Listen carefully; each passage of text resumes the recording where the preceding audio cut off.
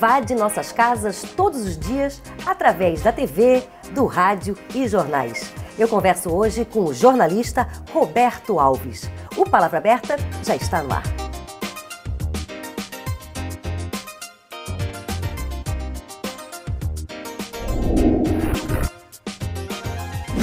Sua paixão de criança era o rádio, a TV começou com o rádio. Ou era o futebol? Não, começou com o rádio. Mas jogava bola em criança? Ah, sim, claro. Na Copa do Mundo de 1950, quando o Brasil perdeu para o Uruguai na inauguração do Maracanã, eu estava jogando bola no Campo do Manejo, onde hoje é o Instituto Estadual de Educação. Mas eu estava mais preocupado com a narração da Rádio Nacional do Jorge Cury do que com o futebol, o resultado, que eu não estava nem aí se o Brasil ia perder ou não ia perder, eu tinha 9 anos de idade. Tu já tinha uma admiração pelo rádio. Eu sempre fui engatado em rádio, né? A Rádio Nacional foi a maior emissora da América Latina. A Rádio Nacional tem um requinte que hoje, comparado com a Rede Globo, com a TV Globo, a Nacional era muito mais importante, não tinha mais. Olha só, já deves ter visto falar no Repórter Esso. Sim. Sim, o Heron Domingues foi o maior locutor de notícia do Brasil. Eu fiz um curso de sonoplastia na Rádio Nacional. Sonoplasta, o cara que faz a novela. Sim. Trabalhei com a Janete Claire, com o Dias Gomes, novela dela, o drama de cada um. Eram 6 sonoplastas. Um cuidava do som, o outro cuidava do som do ator principal, do vilão, o outro só do contra-regra, o outro só disso, daquilo e tal. E quando acabava a novela, entrava o Repórter Esso em seguida, num outro estúdio do lado. Aí o Heron Domingues entrava, o cara dizia assim, 12 horas e 55 minutos, vem aí o Repórter Esso. Ele entrava no estúdio, mas entrava sempre com ele um cara, o mesmo cara sempre. Eu disse, mas quem é esse cara que entra toda hora? Esse cara senta lá, fica do lado do Heron Domingues e fica lendo e lendo e lendo. Olha o requinte que era. Era um cara, locutor, com a voz parecida com o Heron Domingues. Se tivesse algum problema de garganta do Heron, o cara continuava o noticiário e você não ia perceber que tinha trocado de locutor. Estava ali stand-by. Estava ali stand-by. Todas as 4 edições do Repórter Esso. Chamava-se Roberto Figueiredo o nome dele. Ele tinha uma voz igualzinha, tanto que depois que o Heron saiu do rádio, morreu, ele passou a ser o Repórter Esso no lugar do... Então a Rádio Nacional tinha essas coisas, né? Tinham 4 andares. O estúdio do Rádio Teatro da Rádio Nacional era uma casa. Quando alguém batia na porta, batia mesmo na porta. Abria a porta mesmo. O trinca rangia, tudo. Sabe, aquele negócio de contra-regra, né? Incêndio, aquele papel celofane, o cara pegava assim na mão, fazia um barulho. Parecia um incêndio realmente e tal. Então, lá eu fiquei assim, vidrado pela Rádio Nacional, né? Mas ali tu já sabias que tu ias trabalhar um dia em rádio? Não, eu já estava no rádio quando eu fiz isso. Com quantos anos, então, começou a trabalhar em rádio? Eu cheguei na Rádio Guarujá com 16 anos de idade, de calça curta. Em 1957, dia 1º de abril, eu comecei. Em 61, eu já estava dando meus primeiros passos como repórter de rádio. Repórter de campo, aquele que entrevista no meio do campo os jogadores. Eu estreiei num jogo em que foram expulsos 22 jogadores, Figueirense e Ercílio Luz de Tubarão, numa quarta-feira à noite no estádio Adolfo Conde, onde hoje é o Beira-Mar Center, né? 4 horas da manhã nós estávamos todos na delegacia de furto, roubos e defraudações, cujo delegado era o Sidney Pacheco, que hoje é coronel da reserva, foi comandante da Polícia Militar, era delegado de polícia. E quando você começa, e sempre começa assim, né?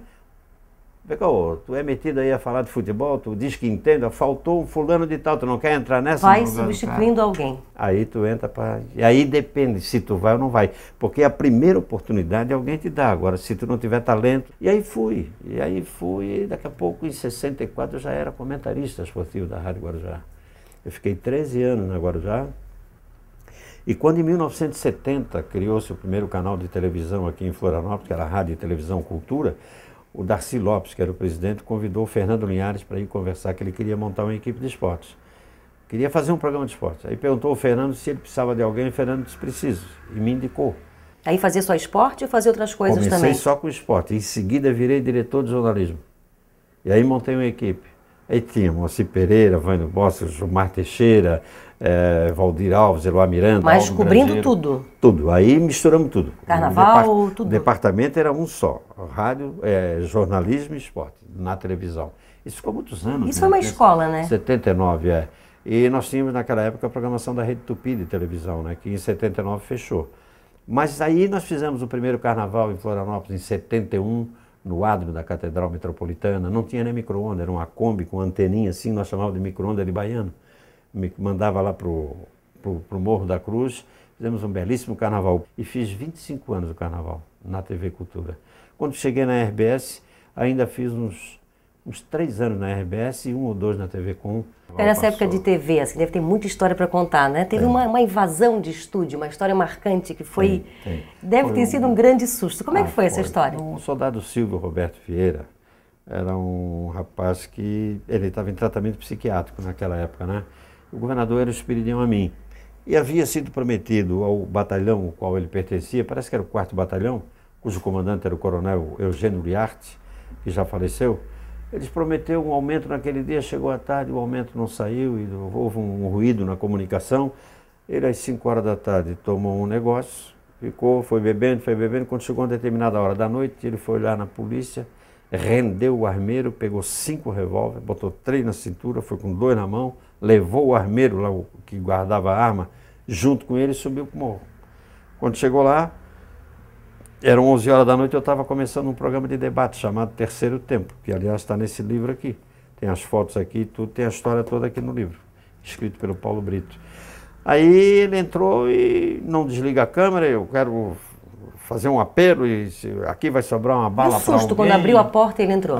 Foi um susto porque ele entrou com o nosso segurança da entrada da televisão. Parecia que era uma brincadeira a princípio, não? Não deu para entender direito, mas quando ele veio com 2 revólveres na mão, olhou... Programa de hoje, neste programa de hoje... Tá tudo bem? Ninguém vai tirar. Não, tá tudo bem. Não. Vamos lá.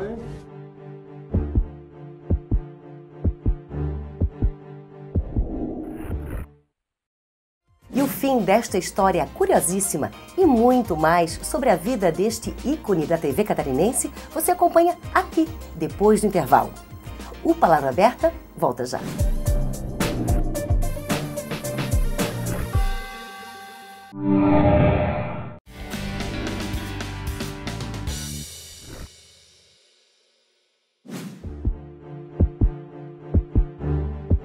Aí ele começou, eu quero aqui...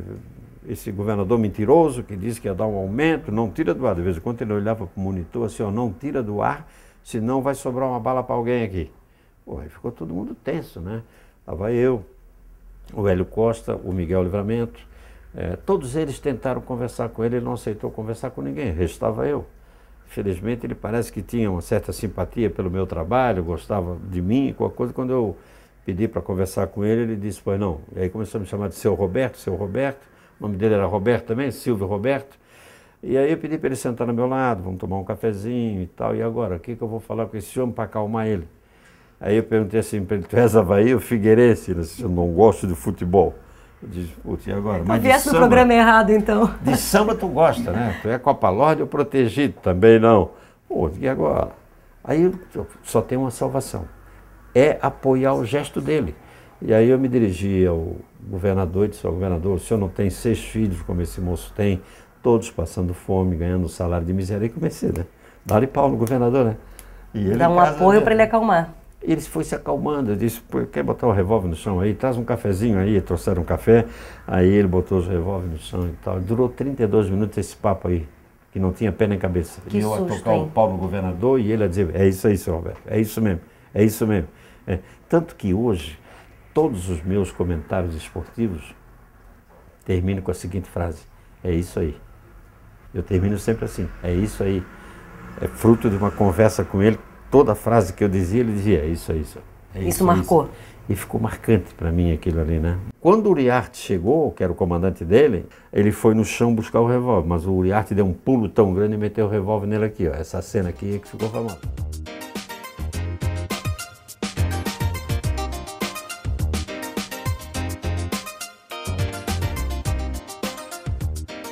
Não, quando nós começamos a fazer futebol na televisão, era aquela câmerazinha M3 da Sony que apareceu aí, e com as iluminações ruins que tinha nos estados de Santa Catarina, mal a bola aparecia, né?